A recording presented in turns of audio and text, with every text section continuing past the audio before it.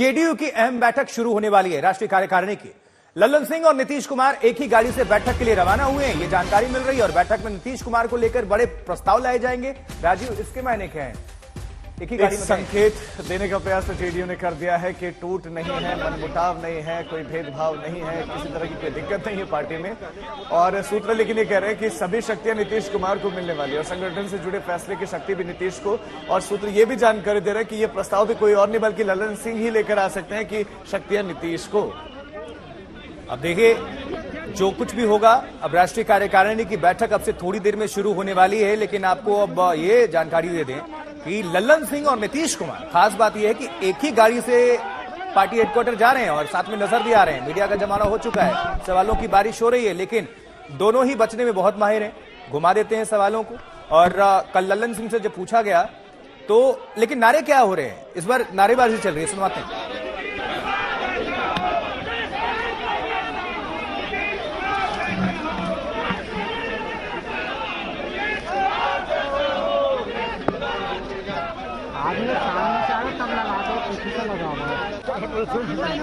अरे भाई से इससे लटका मारेंगे, क्या होगा?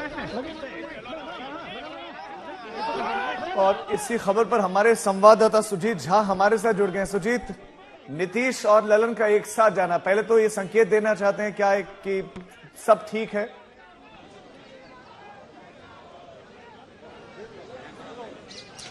बिल्कुल, देखिए, जेडीयू में यही इसी के लिए बैठक बुलाई गई है। खास तौर पर ये राष्ट्रीय कार्यकारिणी और राष्ट्रीय परिषद की बैठक इसलिए बुलाई गई है कि पार्टी एकजुट रहे। पार्टी में जो गुटबाजी है, जो इस तरह के कयास भी लगाए जा रहे थे कि पार्टी में कुछ जो अलग अलग गुट बने हुए हैं उन सबको खत्म किया जाए, एकजुट रहे। तो इसलिए ये संदेश देना बेहद जरूरी था। कल भी लल्लन सिंह जो है वो साथ में आए नीतीश कुमार के, उनके आवास से, जब ऑफिस बियरर की मीटिंग थी। और आज भी जब राष्ट्रीय कार्यकारिणी की बैठक यहाँ कॉन्स्टिट्यूशन क्लब में हो रही है तो दोनों साथ में ही आए हैं। तो ये संदेश देने की कोशिश की गई है कि जेडीयू में सब ठीक ठाक है। लेकिन जिस प्रकार की खबरें आ रही हैं, जो प्रस्ताव रखे गए हैं, जिस प्रकार के जो राजनीतिक प्रस्ताव आएंगे, इसमें जो आर्थिक प्रस्ताव आएंगे, उससे स्पष्ट होता है कि बहुत सारे अधिकार जो राष्ट्रीय अध्यक्ष के हुआ करते हैं वो नीतीश कुमार इसके लिए अधिकृत किए जाएंगे।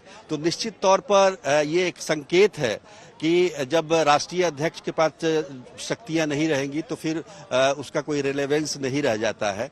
तो ऐसे में ये कयास लगाए जा रहे हैं कि लल्लन सिंह स्टेप डाउन करेंगे और उनकी जगह पर नीतीश कुमार खुद कमान लेंगे, क्योंकि गठबंधन में। बिल्कुल, आप बने रहिए। अंदर की तस्वीरें भी सामने आने लगी हैं। ये बैठक की तस्वीरें हैं जहां जेडीयू के शेष कार्यकारिणी के जितने भी राष्ट्रीय नेता हैं वो उनकी मौजूदगी है। लल्लन सिंह जाएंगे क्या, ये सवाल है, लेकिन सूत्र यही बता रहे हैं। और ये देखिए, बैठक की तस्वीरें, ठीक सेंटर में बैठे हुए हैं नीतीश कुमार, उनके ठीक दाहिने तरफ बैठे हुए हैं लल्लन सिंह, आपको नजर आ रहे हैं। और जो शीर्ष नेता हैं वो उनकी मौजूदगी है मंच पर, और साथ ही सभी नेतागण पहुंच चुके हैं। तो क्या अभी ऐलान होगा, क्या सामने आने वाली बात है जो सबसे बड़ी बात होगी? सबकी निगाहें इसी पर हैं। सुजीत झा हमारे साथ, हमारे सहयोगी जुड़े हुए हैं। सुजीत, लेकिन इंडिकेशन बताइएगा, अगर लल्लन सिंह इस्तीफा दे देते हैं और सारी शक्तियां नीतीश कुमार के पास पहले से भी थी और अध्यक्ष वो ऑफिशियली फिर से बन जाते हैं, तो इसके मायने क्या होंगे जेडीयू आरजेडी से संबंधित? और भारतीय जनता पार्टी जो हमले भी कर रही है लगातार विलय को लेकर, तो ये क्या सूत्र बता रहे हैं?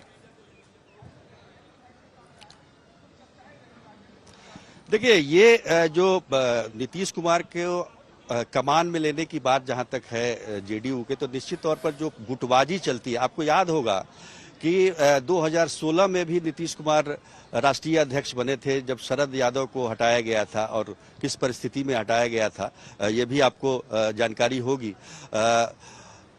लेकिन इस बार जो संदेश देने की कोशिश की गई है, लल्लन सिंह भी साथ में है और कहा यह जा रहा है कि प्रस्ताव वही रखेंगे। तो नीतीश कुमार पार्टी में हमेशा से सर्वे सर्वा रहे हैं। जेडीयू का मतलब ही है नीतीश कुमार अध्यक्ष, चाहे जो बन जाए उससे कोई फर्क नहीं पड़ता है, लेकिन सारे फैसले नीतीश कुमार ही लेते हैं। ये भी बात सही है, पहले से ही लेते हैं।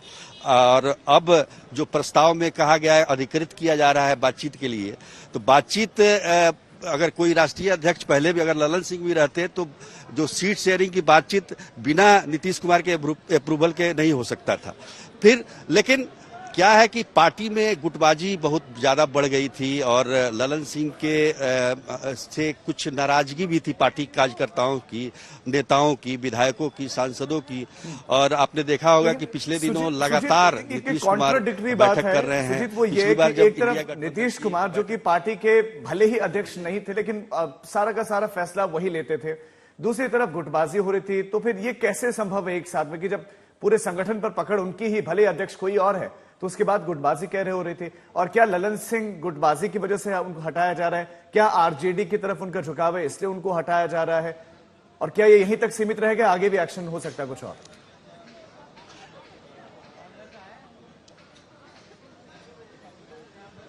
देखिए, ये जो भी बात आपने कही है उसमें कहीं ना कहीं सच्चाई है। और जैसा कि मैंने कहा कि उन्होंने सभी विधायकों से, सांसदों से मीटिंग की और उसका फीडबैक लिया और पार्टी के जो ऑफिस बियर हैं उनसे भी बातचीत की। तो उनसे जो फीडबैक आया उसमें पार्टी में के अंदर जिस प्रकार से अध्यक्ष को एक्ट करना चाहिए या जिस प्रकार से सबको एक सूत्र में बांध कर रखने की हो चाहिए, वो उसमें कमी दिखाई दी।